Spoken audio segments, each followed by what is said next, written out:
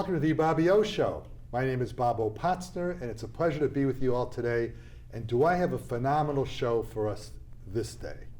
I have several members of the Danbury High School mock trial team. The Connecticut Bar Association, of which I'm a member, hosts annually a mock trial competition. And what happens is that there is a case that is devised statewide. It's one case statewide, and about 70 high schools, more or less, don't know the exact number, participate in the mock trial competition. The people in the competition work hard for several months getting ready. Some players, participants are, shall we say, attorneys, some are witnesses, and some help in the production of the presentation. I was honored to judge 4 of the competitions, and then what happens is you go from original round, the playgrounds, and you go to the semifinals, which I did and coach and judged for that as well. And the Danbury High School team, I happened to have judged last year, and the improvement from last year to this year was amazing. And I have to my right, I have the coach of this year's team and last year's team, Heather Lorenz, and I have 3 participants who are the senior class members of the mock trial team. And let's introduce yourself, please, ladies. Heather, we've introduced you already. Yes. Oh, I'm Zuzana Barnowski. I'm a senior at Danbury High School. I'm Nicole Carvalho. And I'm Hannah Talbot. Okay, and before I get to Heather, your coach, I want to have each of you ladies tell us where you're going to school next year, starting with Susanna. I will be going to Boston College. So you're Boston College Eagle. Now I'm a Dookie, so we're sort of rivals, but I'll tell you a funny story. I typically buy season tickets to the basketball games at Boston College because whenever Duke plays up there, it costs $120 per ticket. To buy 2 tickets is $240, but season tickets are only $300. So I buy tickets so I get the best seats in the house. So you may see me in Boston College. If I have extra tickets, I'll be sending them to you. Sounds good. Nicole, where are you going next year, maybe? I'll be going to the University of Notre Dame. You've decided? Yes. On live. In the past 2 minutes. Literally just decided. What was your choice you competed them with? I was between Cornell and Notre Dame. And you decided, do I get any credit for that? Did I say anything to influence you in that? Right now. I think it'll make you feel good if I say yes. So. That's very, very good. Do you know the quarterback for Notre Dame a couple of years ago transferred from Duke to Notre Dame? Really? Wow. Right. Duke is amazing as well. Yeah, it's great. Well, Notre Dame is a phenomenal school. Yes, it is. And to your right? I will be going to the United States Naval Academy. And I think you mentioned that a little bit later on in the show, but I'm very impressed with that. My father was in the Navy, and he used to always say the gravy is in the Navy. He was in World War II, and I think he was disappointed that I chose to go to a non-military school, but I'm not as tough as you are. I would never have made it through Naval Academy. In fact, my son looked at the Naval Academy, and when we went there, he said, "Dad, this is not for me." So I give you a lot of credit. Can you tell me how it was that you decided to go to the Naval Academy? Well, I wasn't planning on going to the Naval Academy pretty much until this past winter. I decided to apply because I was recruited to shoot there on their rifle team, but wasn't really considering it as my top option until my senior year started. And then it kind of just had the best option for me in terms of the academics, the athletics, and then also life after college. So I went with it because I visited, fell in love with the area, and also really loved all the opportunities it gave me. Well, after you're there, I'll say thank you for your service. So now I'll say thank you for your service, forthcoming. Coach, you had an amazing squad of ladies, and there are other people who we'll have on the show later today, but you had an amazing squad. Talk about coaching these 3 women who are all seniors. Well, a little bit of my heart is breaking because they are leaving me. I first had them as students their sophomore year, so they've been with me for 3 years in different capacities. They are all strong leaders, phenomenal students. They have tenacity. They are willing to take constructive criticism and dig in and fix it and make it better, and that is what made this team so strong. And I do have to say, we had all women, but we did have one man on our team, Tommy Sweeney, but he couldn't be here today. I understand unfortunately. Tommy may be going to the Merchant Marine Academy. He is going to the Merchant Marine Academy. We're very proud of him. Actually, I'm in negotiations with Hannah and Tommy to maybe do a show about them, Yes. but their price is a little bit high for me. I'm not sure if I'm going to, I think they wanted 2 hot fudge sundaes instead of 1. Ah. You must be very proud of the schools they get into. I'm sure. Oh, extremely proud. I mean, I wrote all of their letters of recommendation, so I believe in these kids 100% and knew that they all were going to end up at phenomenal places. And I think it comes down to finding the right fit for themselves, and I think they each found a great fit for themselves. I spent 15 years on boards of education, 9 years in Shelton where I grew up. Well, some people might say I didn't grow up yet. And I was 24 my first year on the Board of Ed in Shelton where I grew up. And then 6 years in Richfield. And I take great pride in where our students go to. And I had the superintendent of schools, and I had the chairman of the Board of Education, Yes. who actually is in my law office. And Louisa Britton is the Yeah. Board of Education, and she's a friend of yours. Yes. And she actually spread the word, I think, today to tell parents that we're going to be on. Unfortunately, those who got to try to get on the show at 3 o'clock, we didn't really start at 3 o'clock, and I apologize to them. What do you teach? Well, I teach AP Government and Politics. I also teach, I'm in the Social Studies department. So I'm currently teaching, in addition to that, our capstone project, which is a civic action project, and American Government and Pre-Law. I've also taught civics, American history, world history. I've done it all, but my real love is in government and politics. Is there an actual civics class that's taught at Danbury High School? Yes, every kid has to take civics. They have 3 choices. They can take, actually they have 4 choices. They can take an honors level civics, they can take a college prep level civics, they can take American Government and Pre-Law, which is an honors level, or they can take AP Government and Politics like these 3 did, which is an AP level course. I think it's very important for kids to learn civics. I think too many people in our country Yes. don't know much about anything. Yes. And it's really important to know, anything about the government. I read only nonfiction books. I'm actually reading a book by Colonel Hartland, who wrote a book about If I Don't Return. I don't know if you heard about that book, but it's in 1990. He was in the military and he was going to fight in the Iraq War. And he had young kids, 8 and 10, and he was afraid that he might not come back, so he wanted to keep a diary of his experiences in the military. And he survived. In fact, you'll see him a lot on MS Now, formerly MSNBC. And what one of his sons did when the son was like 25 or so, typed out all of the notes from the father, and then he gave him those notes and said, "Now I want you to write a book." And so if you read the book, you'll see what the lieutenant colonel said, maybe it was a major, whatever he was, what he said then, and then now he talks about it looking at now. It's a very interesting book that you guys might want to read. Very interesting. Did you like, Susanna, did you like politics? Did you like the classes you took? I mean, there's no way I couldn't like the class with Miss Lorenz as my teacher. Did you get your grade yet? The finals have not been, have you gotten your grade yet? She took me 3 years ago. Oh, yeah. Oh, okay, The okay. grades are long finals. Well, okay, so we're not brown nosing. Okay.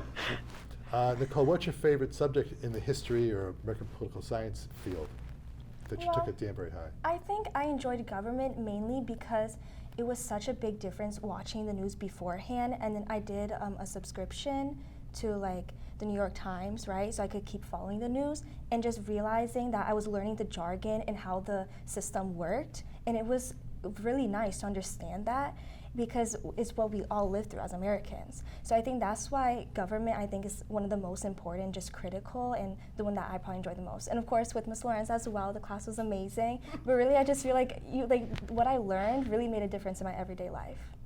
And we did put it into action at the end of the year. We did the civics project is incorporated into the AP Government Politics curriculum. So at the end of the year, we did have some civic action that we all partook in, and it was very nice to actually feel like we were a part of that. What's the civics program? Were you involved in that, Hannah? Yeah, What was that the about? capstone project. Well, personally, my capstone project was about, it was a part of the Save Our Schools, movement, I guess we had in Danbury, where my group, we went around Danbury High School and we documented things that needed attention. So there was some areas of the building that were falling apart. We had one room, like there was water damage coming all the way down from, it was the science building. There was like the first, or the top floor had some leak, and then you go into the second floor, there was this room that they had like buckets and like towels on the wall because there was just leaks coming from the ceiling, stuff like that, where we went around the building and we found things that needed attention and the reasons that we need the funding to help our school improve and create a better learning environment. And we put that documentation on a website, and we also put all of the data and information that we had gathered into letters to our congressmen and people in the state and local Danbury governments, where we could kind of call them to action as well. And we put all of that into one website as like our final culminating project. And I do have to say, they were very successful. They each had different projects, but for that particular project, the current mayor, when he came in, actually was able to get Mayor Alves? funding. Yes, Mayor Alves was able to get funding to pay for the science labs to all be completely redone, so that damage was fixed. So they contributed to that activity. Yes. You know what it reminds me of? A movie called Shawshank Redemption. Did anyone here see that movie? I've heard of it. Okay. I did. Okay, you should see that movie. I've only seen it about 50 times. But the scene I'm thinking about, right, Yeah. Heather? What scene? The scene that you're thinking about. The thinking about in that context is the following. The fellow who was in jail, who broke out of jail, I shouldn't Right. tell the story. With the spoon. That's right. But anyway, he was in charge of the library at the jail. Right. And he wrote a letter every week to the state, I think it was Maine, the state house, and he got money for the library. Right.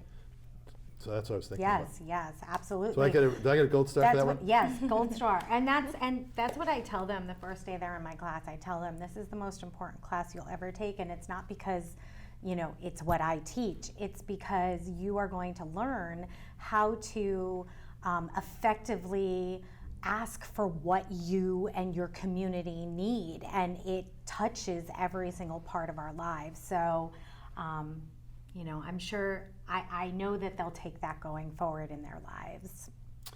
How important is voting, Nicole? Very important. And why is it important, Susanna?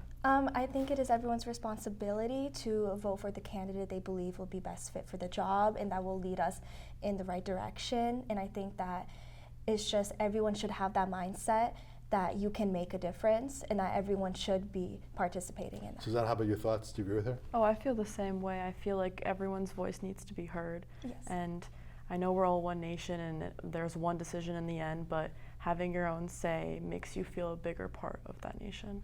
Hannah, does every vote matter? Does every vote count? Absolutely. Why do you think that? Well, if someone thinks that their vote doesn't count and then the next person thinks theirs doesn't either, and the next person, suddenly nobody's vote counts and no one will vote, and it's all down to a small group of people and their one idea. But every single person, their individual say, it all adds up. Well, I ran 5 times for Board of Education, and I won 5 times. And the first time I won by 50 votes. 50 votes out of, let's say, 4,000.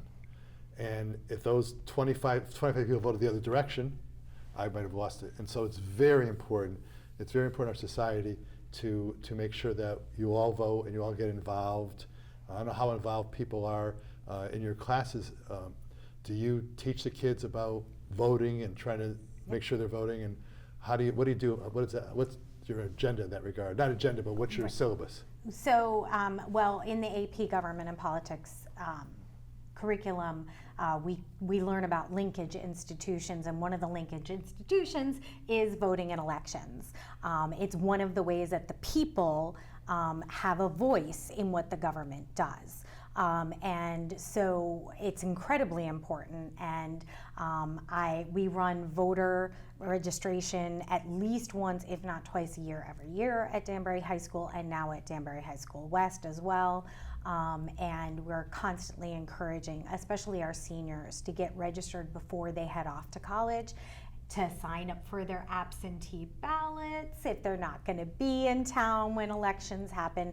And we also focus a lot about not just the national election and not just the presidential election, but that local government touches your lives much more than the national elections do. So it's important to go to every election, not just the big national ones. Grassroots matter. In fact, when I ran the first time, the slogan everyone was saying in those days was, vote and the choice is yours.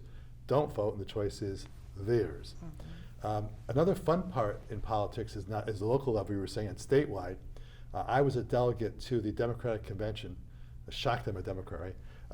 I'm being facetious. I know. Yeah, but what they have is that each year for elections, in fact, there's an election in Hartford this year. They're going to have a convention. And my very first convention I went to, where you pick the candidates for your party, was back in like late 1979, 80, around that time frame. And it was a big party weekend. They were in the Bushnell Hall, which holds like 3,000 people. There were like 20 people who were there for the Friday night discussion. The other two were out perhaps partying or whatever. And I remember going to that convention. Why is that? Because some young guy, really young guy at that time, in a plaid jacket, like 29-year-old guy, was just spellbinding. It's unbelievable. And the guy's name was Bill Clinton. So Bill Clinton, I don't know if he was actually, I think he just got elected governor, and he came from Arkansas and he spoke, and you could tell he was going to be wonderful. And my point is that if you ever get the opportunity to be a delegate to a convention or that kind of thing, it's a great experience to do that, to be involved in having a chance. Clinton came back to Connecticut several years later, and my daughter, who was like in 8th grade at the time, didn't want to go see him in Waterbury. I said, you're gonna go, you know. I bribed her a little bit, perhaps I promised her something, I don't know. Maybe another pocketbook, who knows. But we went, and Clinton got on there, Lieberman, Joe Lieberman was running at that point in time several years ago, and when Clinton started speaking, Jessica, my daughter, didn't take her eyes off of him for the whole 35 or 40 minutes, because she was so spellbound by him. And so if you get the opportunity, you should try to get a chance to go, either be involved or not, but your vote counts a lot. I'm going to give each of the three ladies a chance to be the Bobby O this time, to ask me a question that's interesting to you, whether my role as a judge or as a lawyer or whatever. And I'm going to give Susanna the first shot. Well, I mean, I want to be an attorney when I grow up, so my biggest question is how you got involved in law school, or your biggest tips why you decided to go down that path. When I was 9 years old, one of my friend's parents said to me, you're going to be a lawyer someday because you talk so much. But that's sort of a silly answer. The real answer is that reading is very important. Getting involved in activities, because being a lawyer is about helping people. And so you want to make sure you do a lot of community involvement type thing. So I think English is very important. Math is surprisingly important, because some people are afraid of math, okay? And I have found that sometimes there are lawyers who, because they're afraid of math, and you don't need to know calculus 2, although I took 2 years of calculus, or 2 semesters of calculus at Yale, but you don't need to know that level. The most important math to me was Algebra 1, Geometry, Algebra 2, because I use those in formulas. If I'm doing a divorce case, we're trying to figure out, does it work out the same if two people are dividing $100,000 and you divide it half up front, or if you pay out of someone's share of it? And you got to do the mathematics, say, well, wait a minute, it makes a difference. So I think math is important, English is important, and the final thing is, try not to get in trouble. You know, and we all make mistakes, and everyone will make a mistake at some point in time. But what happens when you're younger, like your age, if you get in trouble, it might affect your being able to qualify for the bar examination. That was a very good question. I hope my answer was as good as your question. Nicole, do you have a question? Yes. I would like to know maybe some advice that you'll give to yourself when you're first starting off with the pre-track for law, and maybe if there's anything you would have done differently, or maybe just advice to anyone going down that pathway. Well, the first thing is to do well in college. So you're going to go to Notre Dame. You haven't changed your mind in the last 3 minutes, right? You're still Notre Dame? No, it's still Notre Dame. I was going to ask you why you changed your mind, but that's okay. No, because you were up in the air. So I think it's really important to go to college and not just think, I'm going to be a lawyer. I actually was pre-med initially. I think I told the story that I had a case involving concrete durability, and that was important to know science stuff. So I think you should take different courses. Economics courses are very important.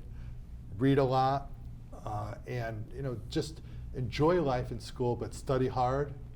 And then make sure you know when you're a sophomore, junior, you really want to go to law school. And I think nowadays, when I was in law school, I went from college to law school directly. I went from Yale to Duke right away. And I did that because I was afraid that if I took a year off, I wouldn't go back to law school, whatever. Retrospectively, I think you're better off taking a year or two off, and unless you get one of the top schools. If you're in the top 10, 15 schools, you may go right away. But even those schools let you take time off. And I think it's important to just make sure you know what you want to do. Because nowadays, being a liberal arts major, although I said before, test different classes and things in college, you want to have an idea. And I know a guy who's one of the best 3 or 4 education lawyers in Connecticut, who's worked for 5 or 10 years as the finance officer of a school district, and decided he wanted to become a lawyer, and now he's one of the best educational lawyers. So keep your mind open. And the last thing I'd say is, if going to law school means you have to borrow $150,000 a year, I would hold off a little bit, because debts are very hard to get over. So weigh it all, and that's my suggestion. I don't know if it's good advice, but that's my advice. Is that decent advice? Yeah, pretty good advice. And you want to add to that anything you want to add to that? Make sure you really, really want to do it before you get that done. It's a hard job. Every job, Yeah. every job is a hard job. Your job's a hard job. Every your parents' jobs are hard jobs. Law is particularly difficult because the internet makes it harder, because a lot of clients think they know more than they know. AI is going to be a real problem for many fields, including the law, because people are going to say, well, wait a minute, I checked this out, and you might get a good answer, 65% or so out of the AI, but how do you know it's not a prejudiced answer? How do you know it's not a conservative versus liberal answer? So you got to be your own person. Yes. Hannah, you get one. I'm wondering more about your involvement in mock trial. So I was wondering, what made you get involved in being a judge in mock trial, and what do you enjoy about doing it? Well, meeting people like you is certainly enjoyment, right? Okay, was that the right answer for that part of it? That was a nice answer. I got to tell you, let me say this in a nice way. I wasn't expecting, maybe it's my fault, that Danbury Heights was getting I knew they get certain kids in good schools, but everyone I've met, and Louisa Britton's kids went to good schools, et cetera, so you should be very proud of what you have done. So meeting kids is important to me. Also, it's important because I'm worried about our generation. I'm worried about the fact that my generation has dropped the ball. I'd use a stronger word if I weren't on TV, but my generation has dropped the ball. Your generation is the key to democracy. And so if I can help young kids get involved in the mock trial, that's a good thing. I actually coached at Shelton High School for several years doing mock trial. I was mad a couple of years where people made up the facts, which you're not allowed to do anymore. So that was bothering me. So then, and I'm a litigator, and I was asked to do the mock trial. Law Day is the first Friday of every May is Law Day, which is a celebration of the rule of law. And I ran the Law Day for 4 or 5 years in Danbury. And so for all those different reasons, that's why I participated in the mock trial, and I learned a lot. And today when you guys were talking about things about the examination, I'm thinking, well, gee, would I have asked the question that way or what? So I learned a lot in this regard. I've actually changed my direction. After being a lawyer at the same firm for 36 years, I've now decided to do mostly arbitration and mediation. That would be essentially where, let's suppose you two are lawyers and you have a case and you can't agree. Instead of going to trial, you go to an arbitrator or a mediator to try to help resolving it. That's sort of another way of my giving back to the society. Those are good questions. I'm going to give you the last shot. You got a question for me? Oh, my. Have you ever considered teaching? Absolutely, yes. I actually taught a class to paralegals at the University of Bridgeport. I'm not sure what the name, yeah, it was UB at that point in time. And I did consider teaching. My wife's a teacher, a retired teacher. She's a special ed teacher at Andrew Ward in Fairfield. My daughter is a special education teacher at Staples High School in Westport. And I was on the Board of Ed for many years. So yes, I did consider teaching. I'm not sure if I had the patience to always be a teacher. The patience you need, is Yes. very important. And I'm not sure if I would have had the patience. If I did teach, I would have had your job. It would have been AP history, that kind of thing, Yeah. whatever. What did you guys learn in the mock trial thing? If you have one piece of advice for kids at Danbury High School or any high school about being involved in the mock trial, what would your advice be? I'll start the Naval Academy. Go ahead.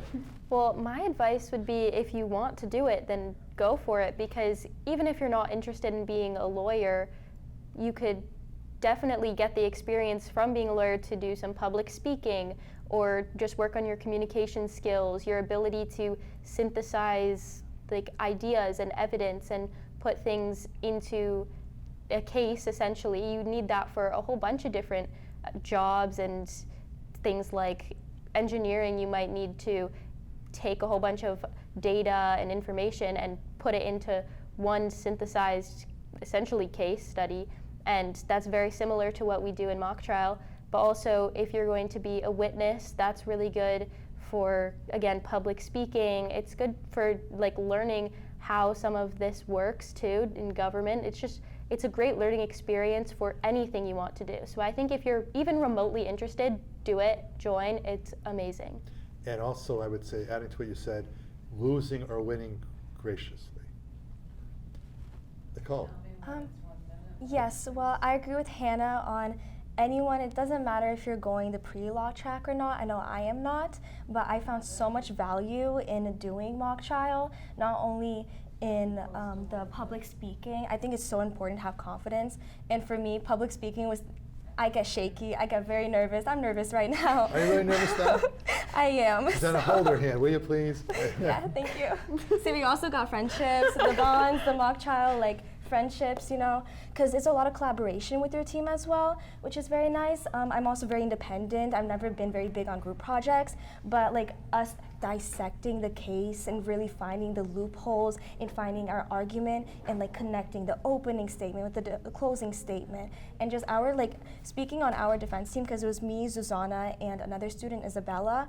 We felt we were very closely connected, and I think it's such a strong reason why we were able to advance, because of how close we connected our arguments, and it was all one sequence together. So it's very collaborative. You have to have confidence speaking, and you really feel like you can stand up for yourself up there. It's like Zuzana said earlier, you feel like you almost dominate the room, and I never had an experience like that before. I know it was a very proud moment for me and for my team.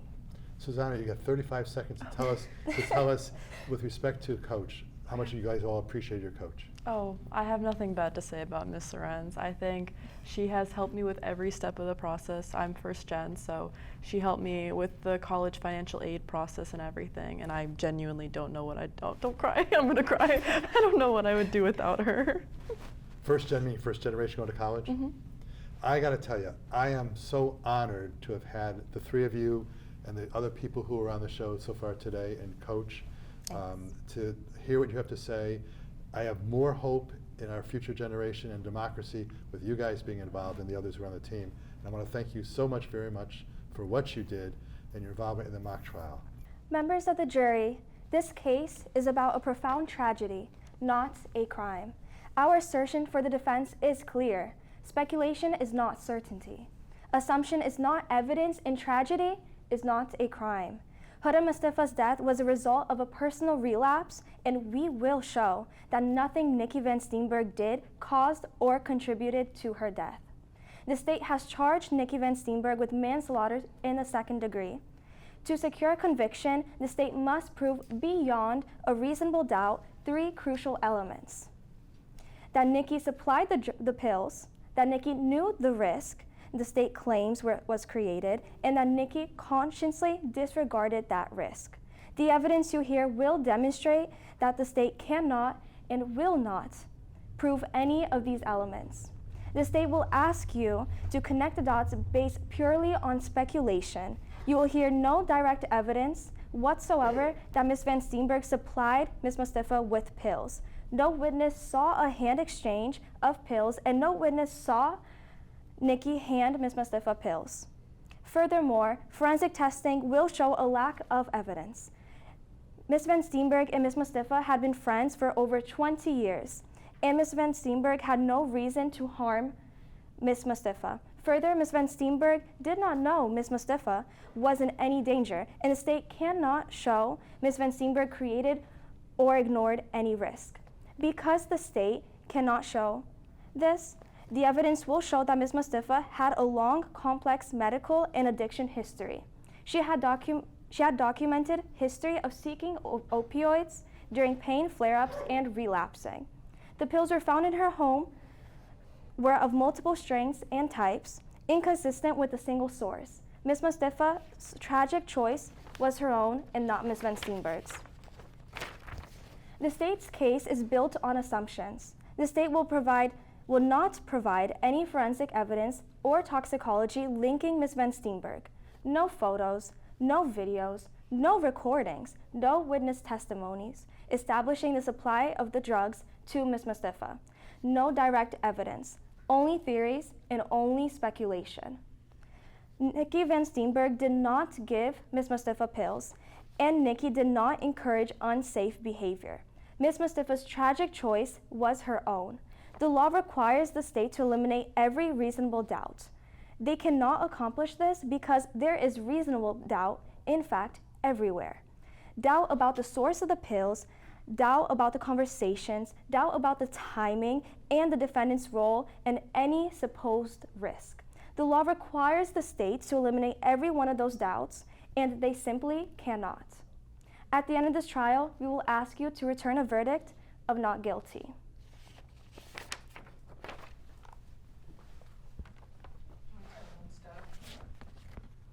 Do I tell them stuff now? Hello? Stand up. Today, we are gathered here in the wake of a tragedy, the heartbreaking loss of Huda Mustafa. The state has put forward a case that accuses Nikki Van Steenberg of manslaughter to the second degree. And from the very beginning, the prosecution promised you a clear and straightforward story. They told you they would prove beyond a reasonable doubt that Nikki supplied dangerous drugs and recklessly caused this young woman's death. But as you will see when we examine the evidence, that promise was never fulfilled by the state. Kenny Rodriguez performed the autopsy on Huda Mustafa and concluded that her death was caused by an opioid overdose. However, Dr. Brianna Arenelas, a respected forensic pathologist, reviewed the autopsy and exposed critical flaws in Dr. Rodriguez's methodology. Essential forensic tests, such as quantifying acetaminophen levels, were never completed. These aren't small oversights. They leave fundamental questions about the substances in Huda's system completely unanswered. Yes, Dr. Rodriguez determined the cause of death, but what he could not offer was any link between those drugs and my client. The medical findings tell us what happened, but Dr. Rodriguez could not tell us who, if anyone, supplied the drugs involved. Chris Seeley, the responding officer, arrived at the scene and conducted the initial investigation into Huda Mustafa's death. But Officer Seeley failed to connect the defendant to any drugs. Officer Seeley produced no fingerprints, no messages, no eyewitness statements, and no physical link whatsoever tying my client to the pills. We don't know where the pills came from, who supplied them, or how Huda Mustafa obtained them. The investigation of Miss Mustafa's death captured a tragedy. But it failed to uncover a single piece of eyewitness evidence involving the defendant. Amaya Espinal claims to have seen Nikki Van Steenberg give something to Huda Mustafa, but even she cannot say what it was. That night, Miss Espinal brought identical small bags of coffee beans from her business, Legal Grounds Coffee Shop, and she cannot distinguish her own bags from what Nikki allegedly handed to Miss Mustafa. Her observations were brief, they were incomplete, and they were uncertain. Considering that Miss Espinal cannot confirm the contents of her baggie, her account cannot eliminate reasonable doubt. Instead, it only highlights it. So I will ask you, can you say without a reasonable doubt that Nikki Van Steenberg is guilty? The law is clear. The burden rests entirely in the state. They must prove every element of this case beyond a reasonable doubt. And here, they have failed. The state has not presented a single piece of concrete evidence linking my client to the pills or the tragic death of Huda Mustafa. There were no fingerprints tying Nikki to the pill bottle, no witness statements confirming that Nikki gave Miss Mustafa any pills, and no proof connecting Nikki to the events that led to Miss Mustafa's death. When you leave this courtroom, ask yourself honestly, has the state removed all reasonable doubt from this case? The answer is clear, no, they have not. And so, the law demands only one verdict, a verdict grounded in justice, fairness, and reason. The law protects the innocent, and today it protects Nikki Van Steenberg. Based on the state's inability to prove guilt beyond a reasonable doubt, Nikki Van Steenberg must be found not guilty. Thank you. We've had a chance to hear at least two of you on the stage now, or in the studio now, about how you did in the mock trial situation. So let me start with Bridget. Bridget, you were on the team, and what was your role on the team? My role in the team was timekeeper, so I made sure that everyone was on time and everybody stayed to their scheduled time. So usually the times were 5 minutes, 20 minutes, and 25 minutes. Okay, so I was a judge in several events, and the time is important. Why? The time is important because the mock trial lasts around 3 hours. So if we go over that time, it's gonna last a lot more time.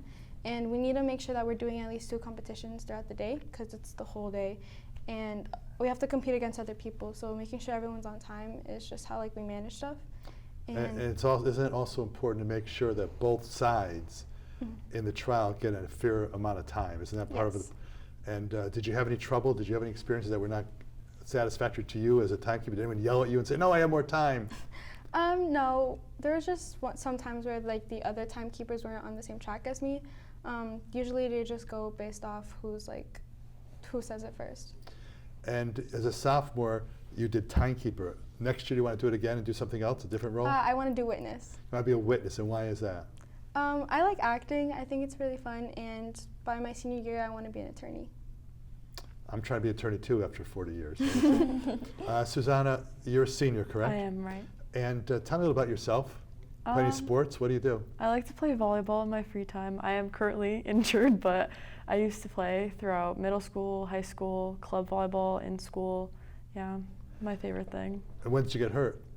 Back in, I think, September, and I had surgery in October. Was it in preseason? It was actually midway through my senior year. So volleyball in Danbury High School That's right. is done in the fall. Mm-hmm. And were you a captain or anything like that? I was the captain. You were the captain. Since junior year. Oh, captain, so you were junior year captain and senior. Why is it you think you were elected? You were elected as captain, or the coach appoint you? It was a combination of both the team's vote and my coach's vote. So it was a combination, yeah. Why do you think you were named captain? I think I'm very straight to the point, and I had a lot of experience going into it. I don't think that Danbury has a really good feeding program from the middle school or elementary schools, so coming in, playing club volleyball at Northeast, I learned a lot, and I think that my other teammates looked up to me in ways, whether it was on the court or off the court, to help them. What's Northeast? It's a volleyball club in Norwalk, Connecticut. You know, it's interesting because when I was at Shelton High School, where I graduated from, I did not play baseball, but we had great baseball teams. Won the state championship, I think it was 3 years in a row, or 3 out of 4 years. And the head coach for the baseball team was also heavily involved in the little kids program to sort of develop them. Right. I want to get back to you about your college in a few moments. Ms. Carvalho, Nicole, Yes. you're a senior, Yes, I am. and tell me your experience outside of, what do you do outside of the mock trial? Well, my extracurriculars typically revolve around music. I do play piano. I play for my church and sometimes in weddings with a group of my friends as well. Do you get paid for that, for wedding? Yes, I do for the weddings. All for right. the church, it's all volunteer. Of course, but yes. that's great, and you save that money perhaps for college? Yes, definitely. And when you play piano, you said? Yes. How long have you been playing piano? I've been playing since I was 7 and I'm 17, so 10 years. Wow. Yes. Does Danbury High School have like a jazz band or something like that where you could play piano? They do, but I actually don't do anything music in my high school. I never have. It's always been outside of school for me. Instead, I've always done arts in school. What kind of arts? Well, I've done a painting, drawing, and then I moved to studio art. I went from honors, and now I'm in AP this year. They have an AP Arts? Yes. Wow, is that a new program? There's only one class for it. My teacher, Miss Mrozek, teaches it. She's amazing. What's her name? Miss Mrozek. Yes, she's amazing. The class is amazing. I love the way that she structures it. And we have a lot of flexibility, which is great. So it really ensues creativity, and just she lets us take control of it, and she just helps guide us in the right direction. My son went to Richfield High School. My daughter did also. He played varsity football, but he also was in the jazz band. And what he had was 4 years. It was actually a credit. Instead of taking gym because he played football, he played jazz band and got a credit and played musicals, etc. Do you have classes like that you could have taken, or not really? Well, I know there are, there's band, there's jazz club. I've just, actually this year, I'm a part of I joined a band this year of my school called M Range. I joined it very late in the year just for fun to play with some friends. And sometimes we play at like nursing homes or libraries. So it's really just like volunteer, nice thing for the public. But in the past 3 years, like I haven't done anything. Like this is like the only thing music involved. Do you play a sport? I did soccer for 3 years at my school, and then I stopped playing my senior year. One problem you have at Danbury is that you have over 3,000 kids, and so there's not Yes. as many opportunities, and that's something to deal with. Do you have any hobbies, Bridget? I like playing tennis and cello. Cello. Yes. And you've been playing cello for how long? I've been playing since 4th grade. I don't really know how long, but it's been a long time. If I had known that, I would have had you bring your cello with you today. You could have played something for us. Susanna, talk to me a little bit about your experience in mock trial. What was it like for you? Well, I first did it last year. That was my first year and the program's first year. So starting a whole new program with Miss Lorenz, I literally was roped into it by one of my best friends, Lily. She was like, you need to be an attorney. I was like, I don't even know what we're doing, where we're going. Did Lily do it? She did. She had this dream of being an attorney, and I think that her and Miss Lorenz kind of inspired me too. And they got me into the program, and now we flourished really this year, and just getting so much better in a year's time is really impressive to me. I told your coach, I actually judged them, I think, last year as well, and the improvement in the program was phenomenal. I think so. And you guys worked really hard. And did you like the experience as being a lawyer? Oh, I loved it. I think my first year I was so nervous. Like I went up to do my opening statement last year and my hands were shaking, my voice was shaking. And I came in this year and I was doing my closing statement and I was doing my cross and I felt so much confidence. I felt like I was controlling the courtroom and it just like gave me so much power and excitement because I found something I really like doing. Yeah, and I remember you doing your preparation, not your preparation, but the work you did in the courtroom, and you were very good. Actually, May 1st is Law Day.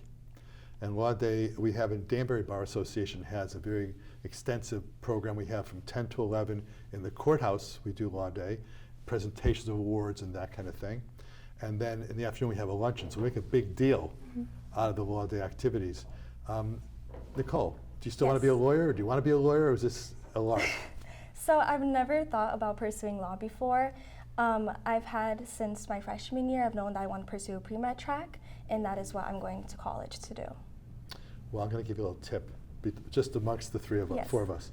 I went to Yale undergraduate, and I was pre-med for 2 years, and I wasn't sure I wanted to do pre-med or not, but I was always a poli-sci major, Yes. and I ended up going to law school. And so you never know, even at this stage Yes, you of are. course. And so you'll take courses, you'll see what you want to do, and then you'll decide at what point in time. But it's easier if you want to be a doctor to start out pre-med than if you say a junior year, oh, I want to be pre-med, then you have to Yes, take a lot of exactly. courses. So law is not in your future. No, it is not. Okay. Well, one of the witnesses, though, in this case was a forensic person, was it not? Who was the expert witness? Was one of the expert witnesses some kind of toxicologist or whatever? Dr. Aaron Yeah, Ellis, yes. I Aaron, think. yeah. And so I will tell you this, that when I was pre-med, I took a lot of science classes, and I had a case in which it was a tax appeal in which the owner of the property did not want to pay the amount of taxes the town asked for, and it was involving a town that had 2 dikes and a dam, so it's all these Yes. concrete buildings. And I deposed, that means you take questions of a witness before trial to learn about what their position is, and this guy was this expert was the expert in concrete durability, how long concrete lasts. Do you understand? Do you know why do you think it would be important to know how long concrete lasts if you're doing a tax appeal? Any idea, Susanna? Any guesses? Anybody have any guess? The reason is because if a concrete dike or a dam lasts 50 years and you're 49 years into it, it's got less value than if it lasts 150 years. And this guy was testifying about the duration of concrete, the concrete durability. And so I had to relook my books, the science books I had, the chemistry books I had, to get a flavor for those science. So you never know what you're going to do in terms of the different things as a student in college. What you mean, whatever, practice law or whatever. Where are you going to go to school? Do you have decided yet? Well, I'm not formally committed. I've been between 2 options. Yes, You have but to tell me if you don't want to. You I don't mind telling you. okay. Shh. Where's she looking at? So, I've been between Cornell University in Ithaca and Ithaca, yeah, Ithaca, sorry, and the University of Notre Dame in Indiana. Have you been yes. accepted at those schools, or are you waiting? Yes, I've been accepted. Those are two excellent Yes. choices, and you're going into Boston College, That's right? correct. Those are two great programs. Yes. When do you have to decide by? By Friday, May 1st. Oh, we got Yes. plenty of time. Well, Oh, maybe you can yes. negotiate a good financial aid package. Yeah, they've thankfully. I don't need all the details, but I was Well, saying. yeah, I was just going to say I have a good offer from both of them, so thankfully I don't have to make a decision financially. Okay, I'm going to ask you one last question. Do you know who Yes. the best football player ever was from Cornell? No, I do not. His name was Ed Marinaro. Mhm. He almost won the Heisman Trophy. Should know that. In case he asks you any questions, you'll know that Yes. now. Do you have any last words, Bridget, before we go from you? Any last comment? No, I think we're good. Okay, great. Thank you very much, ladies. And I may have the seniors stick around for a little bit more Yes. discussion. The actual trial in the mock trial competition sponsored by the State of Connecticut Bar Association lasted about 3 hours. We don't have 3 hours of today's show, so I've tried to give you little snippets as to the wonderful performance done by the members of the Danbury High School mock trial team. You've heard the opening and the closing for the defense in this criminal case. And we did not give you the opening closing for the prosecution. Now we're going to have a witness for the defense who's supposedly an expert witness, and we're going to have an attorney for the prosecution cross-examining that witness. And the distinction between a direct exam and a cross-examination is that the direct examination, you're not allowed to lead the witness. By leading, you can't say, you're tall, right? You got to say, are you tall? Question mark. It's got to be distinguished. And you're going to hear the attorney for the plaintiff cross-examining the witness, the expert witness. Since we don't have an attorney to object to the questions from the cross-examining witness, I will be objecting if I hear it appropriate. I'll also be ruling if I hear it and make a decision. So it's going to have a little bit of fun. So why don't you please introduce yourself? My name is Hannah Talbot, and I am an attorney for the prosecution. You are? My name is Samantha Johnston, and I am an expert witness. I play Dr. Brianna Arenellis. Okay. Counsel, do you wish to cross-examine the witness? Yes, I do. Now, normally you'd be standing up, but in this setup, you're going to be sitting down. And go ahead with the cross-examination, please. Is it true that you are being paid for your testimony today? Yes, that is true. And you're charging $650 an hour for reviewing documents, correct? Yes, that is my standard. And $850 an hour for testimony, is that Yeah. also correct? Yes, as mentioned, that is my standard. And you've already billed over 30 hours, is that true? That is correct. So you've been paid over $19,000 before even stepping into this courtroom, isn't that right? That is correct. Which means your opinion today was formed while being paid by the defense, is that true? No, my opinion was formed based on the facts, but correct. This is your first time testifying in a criminal case, correct? That is correct, but I've testified in 5 other civil cases. And you are not a forensic pathologist, are you? No, I am not. You are in the addiction medicine field, which focuses on treatment, not forensic analysis, right? Correct. And you have never performed an autopsy on any overdose victim, have you? No, I have not. Do you agree that this was an overdose? I do agree it was an overdose. Do you also agree that oxycodone was the most significant factor in Miss Mustafa's death? Yes, because that was the only medicine that we tested for. Like, Do you want to repeat your answer, please? yes, please. I apologize. Don't be apologetic. It happens all the time. That's the only medicine we tested for the amount. Is it true that you were not present at the 4th of July party? That is correct. And you never examined Miss Mustafa's body, correct? No, I did not. That's outside my field. You never visited the scene where Miss Mustafa was found, right?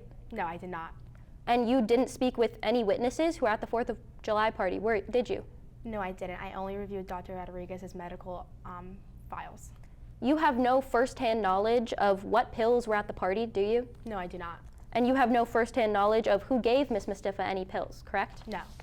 You also were not present when the plastic bag of pills was recovered at the scene, correct? Objection. The objection would be that's beyond the scope of the direct examination. Now, a hint, we didn't hear the direct examination, and I would rule overruled, which means that you can ask that question. I just made that objection. It was a fake objection because it doesn't really work, but I wanted to see how you responded. Would you like me to respond to the yes. objection? The sorry, what was The your question, the objection was that you went beyond the scope of the direct examination. The answer, you have That to, she was not present? yeah, the bottom, I don't want to confuse you, but the answer was that the objection was not a well-founded objection, and therefore it's overruled. Oh. You can continue. Part of the problem of being a cross-examining attorney, by the way, is that sometimes you get thrown off your stride, and I just did that on purpose to throw you off your stride. Well, thank you. I will repeat the question.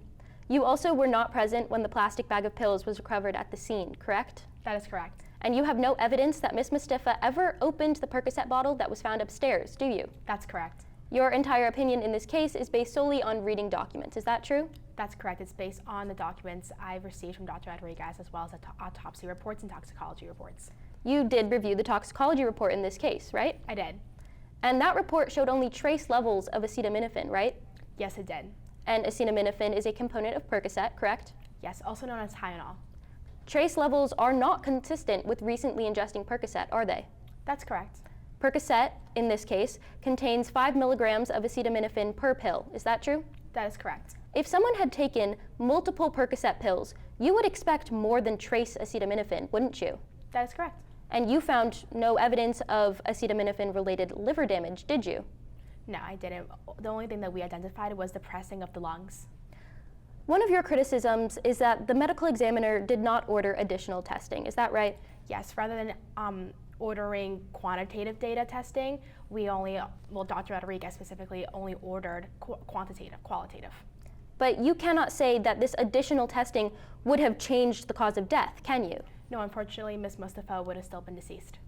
Doctor, your testimony is simply that we don't know the source of the oxycodone, but it is not that the defendant didn't give it to her, correct? That's correct. I'm solely going based off the documents I reviewed once again.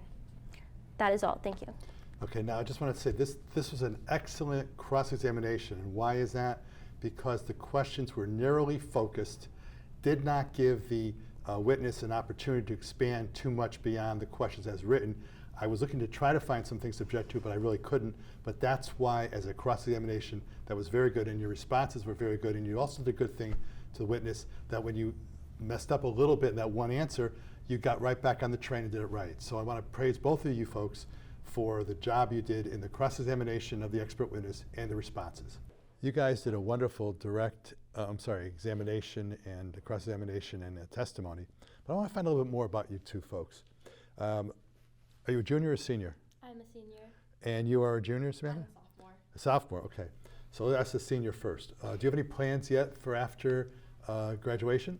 Yes, I will be attending the Naval Academy, and I'll be shooting on the rifle team there. Do you have experience with guns? Yeah, I do competitive precision rifle as a club sport. And where do you do that? There is a club in Greenwich. It's the Koskov Revolver and Rifle Club. They're a really great way to get into shooting. It's a pretty big club. We have over 100 junior shooters, I guess you would call it. So I'm on their junior team, and I go to matches with them and some more national matches. Okay, and I'm going to have you on another show later. We're going to ask you more about your experience in the Naval Academy, getting ready for that academy. I give you a lot of credit, and I thank you for your service in advance. Thank you. And you are a sophomore. Yes. And how did you decide to get involved in the state mock trial competition? I've always been an advocate for my school and for others, and so I've always wanted to pursue pre-law, and having a mock trial team in my school kind of was beneficial for me in a way. It strengthens my communication skills, and it puts me out there and prepares me for my future. And how did it help your communication skills? Because you speak very well as far as I'm concerned. Thank you. High pressure, because anyone can have a conversation, but can you speak when other people are judging you and ready to call you out? Now, I was actually a judge in one of your competitions, and you both did very, very well. Were you more nervous before me when I was the judge, or were you more nervous today in the show? Today in the show. Oh, really? Okay, and why is that? Because there's cameras. There's cameras, and there's a real studio. Yeah. And as a senior, did you do this last year? I did not. This was my first year. And what caused you to decide to do it this year, mock trial? I've always wanted to do mock trial. I wanted to do it as a freshman, and then we didn't have a team until last year, but unfortunately I just didn't like somehow managed to not find out about it until after competition had already happened. So I joined last spring. And when did you start getting ready for this year's trial? Well, when I joined last spring, we were meeting kind of in preparation for this year, learning some of the rules and how it was going to run. And then we did auditions for what role we would get this year in September, I think. What was the highlight for you in this process? Well, I think the highlight was making it through the first round, because I think going into it we kind of didn't think we would, or thought that it was going to be really hard to do it because it was just our second year. But I think we all did really great, and it worked out. Did you, Samantha, have good team morale working together? Of course, I think that this year we were very organized. We had high communication, and we also like calmed each other down, because it's very pressuring to compete against schools that are on the same level as you, or even more, with more kids. And as Hannah mentioned before, we didn't have a team in the prior years, and so us moving forward towards the semifinals was a big advancement for us in development for our team, and we're excited for next year. How was the judge you had? No comment, no comment. I will not be making any comments on my judge. Do you plan on doing it again next year, Samantha? Yes, I do. And do you want to be a witness or a lawyer next time, or do you, whatever? I really aspire to be an attorney. How was, Hannah, how was your teaching? Did you have you had a teacher? Yes. And her name is Heather Lorenz? Yes. And yes, she'll be yes. on in a little bit. And how did she help you? Well, there was a lot of help from her, especially when we were getting more towards the end of it. I feel like at the beginning, I think I was like, you know what, I've got this. This is like kind of similar to some other stuff I've done.